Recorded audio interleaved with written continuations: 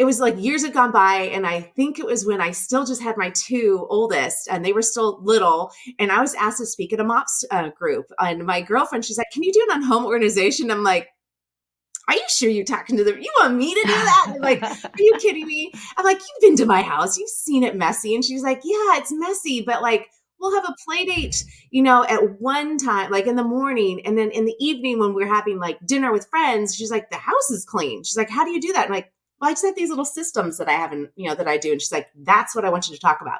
So it forced me to really, self-analyze and figure out like, what is it that is, that I'm doing? And so I started like writing down all these things, and I was giggling because I started doing research about like, home organization. And I'm like, oh my gosh, I am doing everything wrong. Like everything they tell you not to do. I'm like, oh my, well, wow, like it works. So I'm a firm believer in just doing what works for your family. And you have to constantly update it and change it and not be afraid. Like if something's not working, scrap it. Don't keep trying to make someone else's system work for you. So that's a big part of what the book is, behind the book.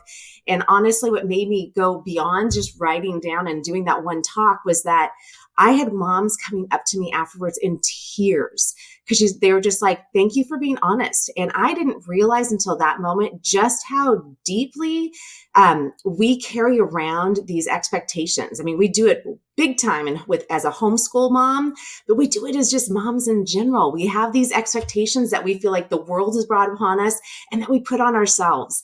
And there's nothing that is going to drive you to your knees faster than that. So I'm a firm believer also in just letting go of your expectations. And just my joke is that you have to warn your husband or, and maybe your kids, like if you have teenagers, like we're going to lower expectations in a few areas so that we can get more done. And, as long as they're game for it, then that works.